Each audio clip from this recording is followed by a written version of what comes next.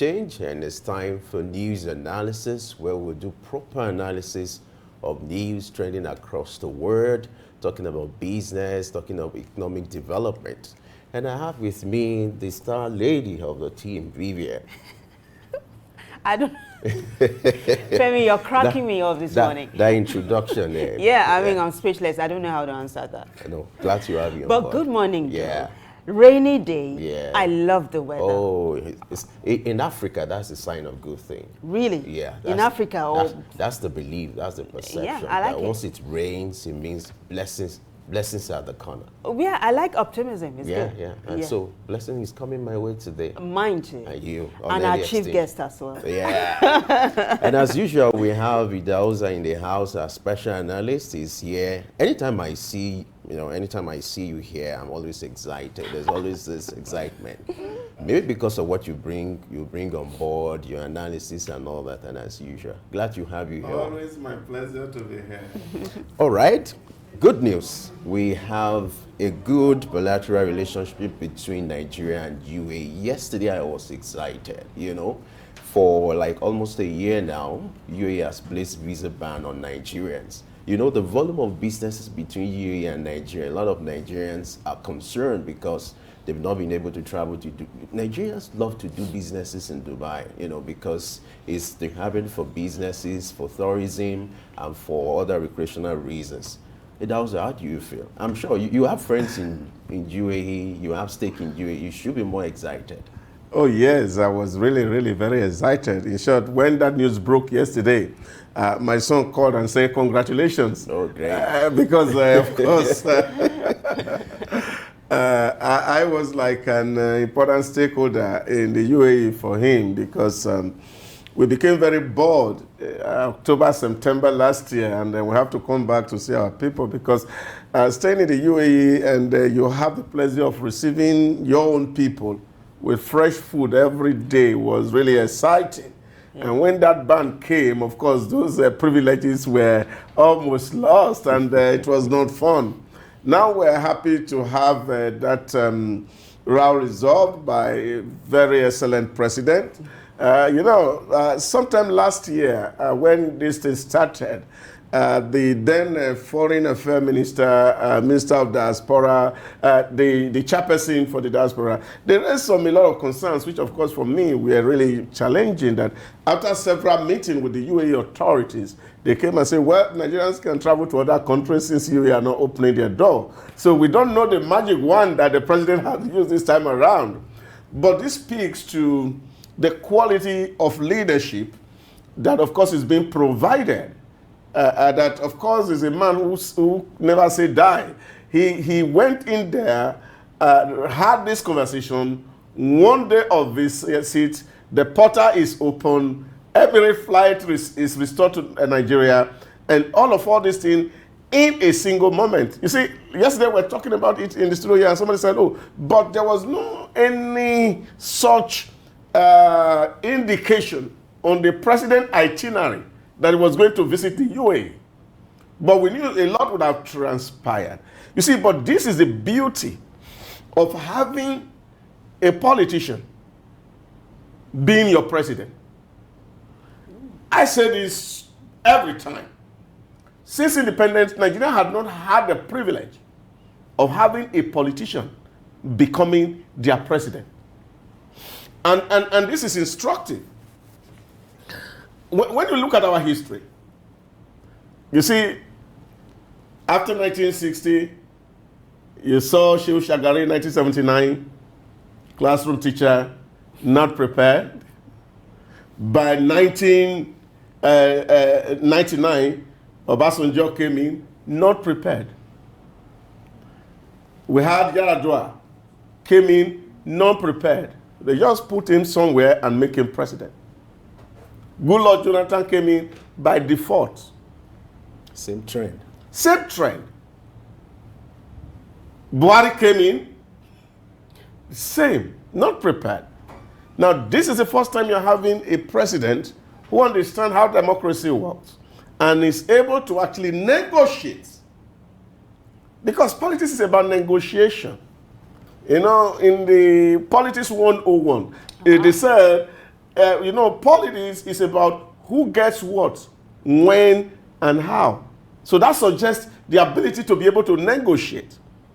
So the president has demonstrated this very exquisite negotiation skill, and this is what is coming. Not just the opening, there are other things. As we are told that some I's are being dotted and some T's are being crossed. But I know it's going to be massive when this is done. I did the research and I observed that or discovered that the volume of businesses between Nigeria and UAE is about $1.5 billion. Oh, yeah. So with this movement or with this development, what do you expect in days to come? Yeah, a lot is going to happen because when you get to the UAE and see, it's like you're at home. When you are in the UAE, it's like at home because see Nigerians everywhere, both residents and visitors. So the traffic is massive. And you would have imagined the number of people who would have suffered in the last 9 months of this imbroglio. Now, people are having some sigh of relief. Because if it is not UAE, it can be UAE. Vivian, I hope you are not planning to leave Nigeria. Oh no, I'm very much at home here. Okay. I'm not going to Japan. You do intend to go to Dubai? Yeah, I can just go and come back. Yeah, it's a very beautiful place to visit. Yeah. I'll go come back. But somebody said, this is how they described what happened yesterday between Nigeria and the UAE. They said President Tinubu has fired another salvo, right? Yeah. Because it's coming on the heels of what happened at the just concluded G20 summit, where he brought on board so many businesses from the other nations. So I want you to speak to the legwork the president has decided to do himself. He practically does this legwork himself. Oh, yeah. Yeah. Do you think it is not at the risk of division of labor? Not at all. Okay. Not at all. You see, what the president has done is, you're leading people, you have to be in the front. Mm-hmm. You have to be in the front. So what he has done is actually like every leader will do, is to set a big picture. And then, of course, the details had to be worked out by the other people who are subordinate. Now, the minister's role is actually to assist him. You see, Nigeria didn't elect the ministers. No. He chose the ministers to support him. And so, it is his primary responsibility and duty to do all these negotiations where possible. And I think that is what he's doing. That every single moment that the president seizes, he wants to really convert it into an opportunity for the country. And I think it's what presidents do. Absolutely. You should be able to go to the negotiation table to say, this is what my country needs. And once you have been able to set the ball rolling, then, of course, your lieutenants go ahead and execute and implement. And this is where we will be speaking to the ministers themselves now. Yes, of course, this has been brokered. Then they must ensure that these agreements don't falter again, so that we don't go back to where we're coming from. So they must do their own due diligence to ensure that these things we're celebrating, that there's a follow-up, so that those funds can start to come in, and then Nigeria can begin to reap the real dividends of democracy. Femi, before you go, I wanted to react to what Idris had said about a politician running Nigeria, and we see how it's paying off right now. This also speaks to the president's agility, right?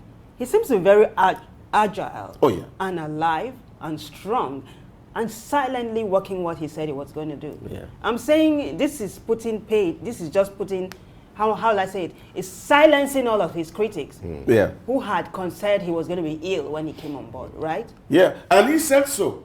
Look, I am contesting for the president of Nigeria. I'm not going to play football or going to carry any heavy load. This is a thinking work. Yeah. It's a mental work. Yeah. And I think, of course, Nigeria can see that the man is doing the mental arithmetic, and he's actually putting things on the ground that people can see. That even the naysayers are beginning to see that, look, I think this guy is serious, because from day one, all the decisions, all the steps taken, all are in the right directions to see how to walk Nigeria back to the pride of place among the communities of nation. So I think this is not really an energy sapping work, but it's a mind charging activity that the president is engaging himself in. All right, moving on. The Economic Community of West African States, ECOWAS, has launched its joint platform for advancing cybersecurity in West Africa. In recent times, the issue of cybersecurity has been of concern, and for the first time, we're seeing a kind of unity and a kind of relationship between the ECOWAS members coming up with a joint platform to tackle the issue of cybersecurity. Yeah. Interestingly, our president is the chairman of ECOWAS. What does that suggest to you about the leadership and this relationship? Well, like you have physical security. You know, yesterday we were talking about the real world versus the digital world. Now, the mode of security is also changing. We're no longer talking about border protection also. We're also talking about data protection, which is very important because this is the third real world we are in. So security is also very important and critical to the survival of ECOWAS. And of course, collaborating among member nations will go a long way in protecting the Commonwealth of ECOWAS states. And I think this is important. And of course, the president, because you see, you know people by what they have done before. His antecedent speaks for him. And you see, as the governor of Lagos State, the first thing he championed was e-governance in Lagos. All the processes were digitized. And of course, we know that in the last few years, Oracle has been at the heart of Lagos, protecting it. And I think this is also important for the ECOWAS. Now we are even thinking about common currency. We're talking about common CBN, central bank for the ECOWAS states, just like the EU. So you find that there would be a lot have to be put in place so that we can protect the asset, the financial asset of the member states. And of course, again, the president is taking the lead to ensure that these are done, that we're not just keeping our borders, but we're also protecting our digital borders. You know, I want to remind you of what you said yesterday when we were talking about the AU being made a member of the G20 summit. You remember what you said? Yes. That it's a good thing, but you need to have one voice. But this is what ECOWAS is doing. Right? This is what should be duplicated in the AU. In AU, yeah. Really. So does this speak to the leadership of ECOWAS? Yeah, of course it does, because of course leadership is critical to all this. And the real reason, you see, why we have not been able to actually come together as ECOWAS, really, by now, ECOWAS would have implemented, because we have ECOWAS passport as we speak. But we have not been able to actually unify our currency because of the influence of France. And this is because many member states, especially the Francophone states, are more loyal to French government than they are to the community. Otherwise, by now, we would have been talking about ECOWAS currency. And I think the president needs to do a lot more in this regard, really, to see how we can actually relax the border rules, and then, of course, ensure that, of course, we can use single currency within the sub-region. It will just be great, and it will reduce a lot of pressure on our domestic currencies. And then, of course, you can go to Niger and spend your Eco Naira. You can go to Benin Republic. You can go to Togo, and then spend same currency, and you will not need to be looking for foreign exchange in dollars to spend. And this will actually stabilize the macroeconomic dynamics within the ECOWAS states. All right, now let's move on to education. The federal government has expressed its commitment to improve budget meant for education by 25% with the right policies in place. Now, we are seeing a move by the new minister coming on board to improve the budget allocation for education. According to UNESCO stipulation, is usually between 20 and 25% of public expenditure. Now that Nigeria is coming up with this initiative, that was what's your impression about this? Yeah, I think we cannot but commend the minister for this initiative. The bedrock of any nation is education. The bedrock of any nation is education. Now, when you look, I keep referring to Ray Dalio's work on the 3 big circles. For prosperity to happen in any place, the starting point is always education. Once people have the right and proper education, productivity will increase. And as productivity increases, wealth will follow. Now, over the years, we have not even been able to get to that threshold that member nations have signed, because UNESCO is a global body that almost every country belongs to. In Paris in 2021, the UNESCO set a threshold that between 4 to 6% of your GDP, or between 15% to 20% of your public expenditures should be put on education. And this is to make the SDG goal number 4 of equitable quality education for everybody and creating opportunity for lifelong learning for everybody in society. We have not been able to meet this target. And that's why we're talking about out-of-school children. This is why we're talking about lack of funding, even for our tertiary institutions, which should actually be the engine and the hub for research that can transform society. And I think these steps is in the right direction.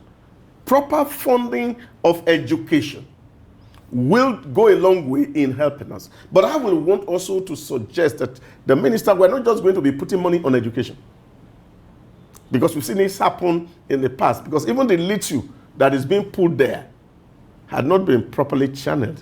The need to retrain and equip those who man our educational institutions is very, very paramount. We need people with clear thinking in the various disciplines who will pioneer this change that all of us envisage. Because if we follow the same paradigm, like they say, Albert Einstein says, if you keep doing the same thing and expect different results, that's what madness means.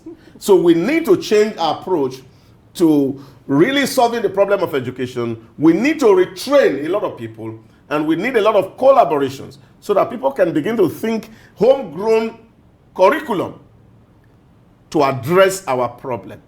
Nothing worried me when I read in Lee Kuan Yew's work from third world to first world, when he said he visited Ghana and they were brandishing one young man, 32-year-old man, with a first class in classic, and he said he wondered, a country so endowed with agricultural resources had their best in classic. That was a problem for Lee Kuan Yew. And I think that should be a problem for the whole of Africa. We must understand that our problems are peculiar, and therefore the design of our curriculum should also reflect this peculiarity and uniqueness of Nigeria. There's been this age-long crisis between ASUU and the federal government, talking about the allocation for education. And over the years, there have been a series of agreements that have not been implemented. Do you see respite coming for ASUU and any other organization in respect to this budget allocation? Well, I think it's coming in effect in 2024. The president has solved the problem with ASUU, and he said no more strike. And I think what ASUU had actually been looking for had been given to them, which is autonomy. And the president says, okay, ASUU, you have autonomy. Run your systems. That's where we are at the moment. You see, because the real issue that we have had over time is especially when we get to the negotiation table, most times we run on emotion rather than objectivity. This has been the problem. I expect that ASUU be the intellectual backbone of the nation, should be able to go to the negotiation table with government and tell government, look, you have to fund education, but we have a recipe for where funding is going to come from. Because it's not enough to say, government, you are not funding education. We also must be able to think about the source of this funding. Because over years, you see ASUU saying to government, oh, you must fund education. And at the same breath, they are saying education must be free. That's or usually subsidized. That's speaking from both sides. Both sides of the mount. Yeah. So you can't go to negotiation table and say, government, you cannot increase school fees, for example. And you're saying, government, you have to put more money in education. When you can actually put one and one together and be able to actually see what's the size of our revenue. We know the number of barrels we produce a day. We can estimate that in a year and see how it fits into our national budget and see where this money is actually going to come from. So I just feel that the way they were running this conversation and agreement is that they keep putting governments on their toes, especially when you are working close to elections. So that for me was a blackmail in terms of negotiation. That you push government to sign agreement which they know that they cannot implement. Yeah. And then you come back again to say, oh, you signed with us, you did not implement. I think this time around they should put the cards on the table. So we'll be able to say, do we need more universities? Do we need to close some down? So that we can have proper funding. Because we must be objective about our request or demand that is put on the system. You know, they call it system. When you know David Easton's system theory, it talks about gatekeeping, how to ensure that there is not so much demand in the system so that the system will not crumble. And that's what we have been doing over the years. There's demand stress because we are asking too much of government and government does not have more money. What that means is that government will be looking for sources of money. That's why we are talking about multiple taxation, which is killing industries and is creating unemployment on the other side. And I think we must be reasonable to come to the table and say, look, what should we do? How can we do this so that everybody will have mutual benefit? I think for me, that's what should be the path to take. But the president says, as of now, you have autonomy. Fantastic. You know, I want to take you back to what you said earlier on about the ongoing reform in the education sector, helping to reduce out-of-school children. Now, you also said it's not about pumping money into the sector. Oh, yes. It's also retraining the workforce. Yeah. How about other factors like cultural practices, societal practices, customs that are detrimental to children going to schools, for example, the Almajiri system and all of that. So while you pump money into the education system, how about awareness, sensitization, you know, in all of these areas? Yeah, I think that's where, of course, we will need the collaboration of states, really. But we really know, and if you understand Karl Marx's thinking in terms of this class struggle, that sometimes some elite deliberately perpetuate ignorance so that they can continue to hold on to power. And we have seen this everywhere. That is deliberate. So you give people a level of ignorance. They don't know their life from their right, so you can continue to manipulate them. And I think we must go beyond this because the time bomb is ticking. And we have seen this worked out. My first time to travel to Kano, I think that was in 2006, to go and do a survey. I was in Sambogerin area in Kano, and I saw these children, all of them rushing. There were so many. And they were jumping on the waste basket outside the Sambogerin area. And I asked my host, what's this? Oh, he said, oh, that's what they do. They are looking for food. I said to myself, and I told her, this is a time bomb ticking. saw children age 5, 10, 11. I said, in the next 10, 15 years, these children will be old enough to carry gun. This society will be in trouble. Now we can see what is happening in the north. Because when, like they say, injustice anywhere is a threat to justice everywhere.